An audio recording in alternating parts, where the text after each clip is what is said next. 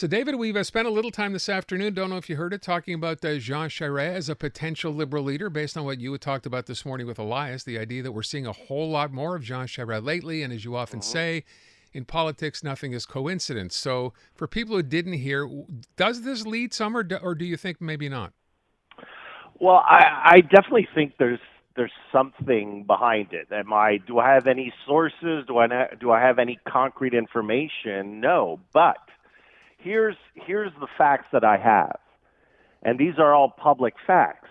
One, for example, last April, some people decide to celebrate the 20th anniversary of Jean Charest's first election victory as Premier of Quebec. 500 people show up. It becomes a big news event. And, just people say, oh, it's just, just old, collaborators and old, people that were on his team just coming together and wanting to commemorate. Who does that? You rarely see something like that happen just out of the blue. Now, these last few weeks, you have Jean Charest coming out in favor of his son's work on this compass finding commission for the QLP. You have him coming out on this issue in the last few months. I mean, since his defeat at the hands of Pierre Poilievre last year, you haven't seen him anywhere. And just since last spring, he comes out every now and then, and now he's coming out on this issue. Why this issue now? Last week, as I said this morning, he was at Concordia giving a conference on Quebec and international business relations. Why now? On November 8th, and this is one that is very puzzling to me, on November 8th, he's going to be the keynote speaker at Jennifer Macaron's QLP fundraiser. She's the M&A for Westmount. Why is he accepting now invitations to go and do partisan events for the QLP?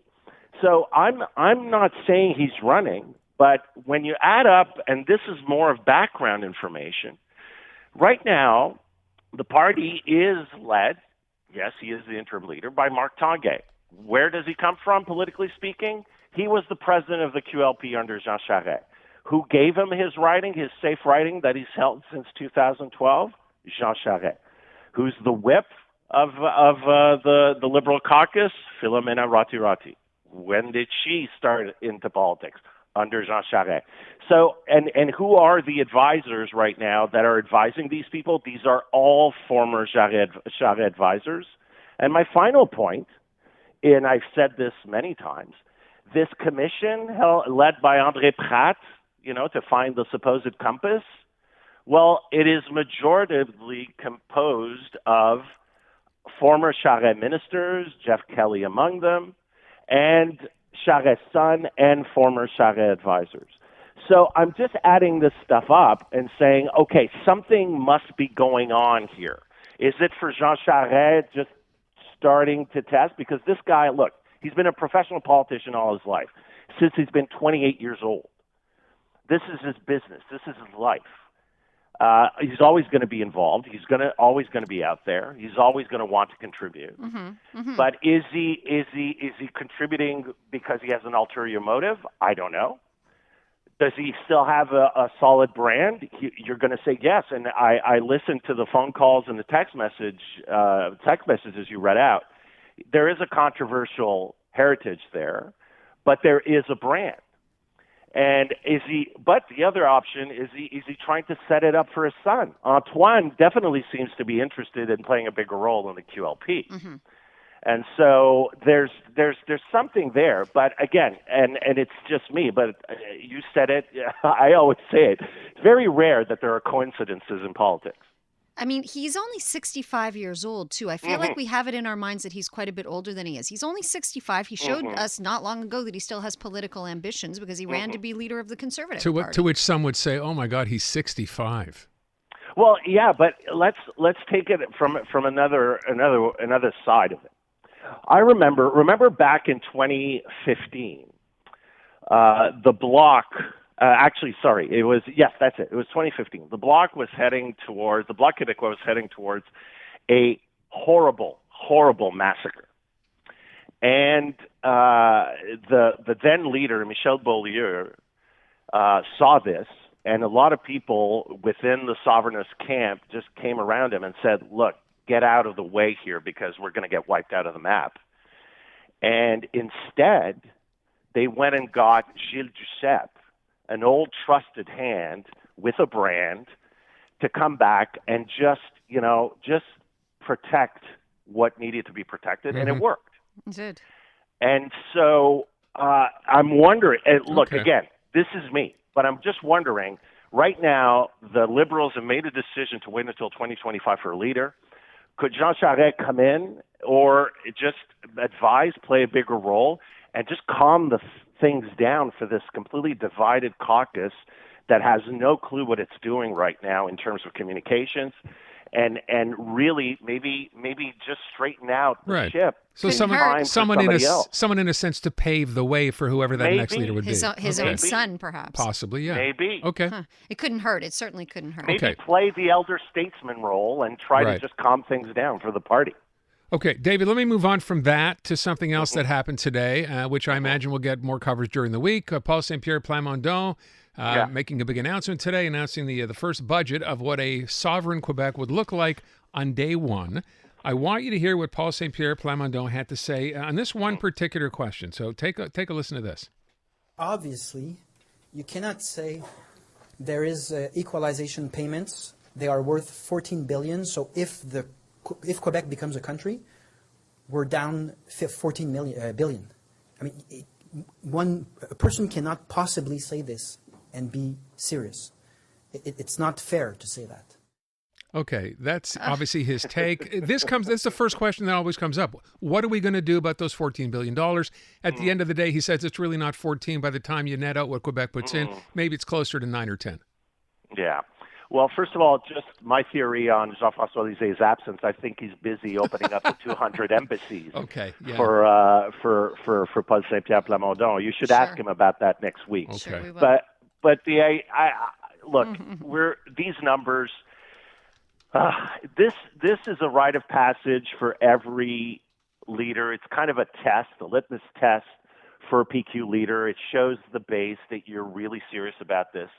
But can we move off of this? I mean, the idea that this is financially viable, we've been talking about this literally since 1980, even before 1980. And this is great publicity for him. It mollifies his base.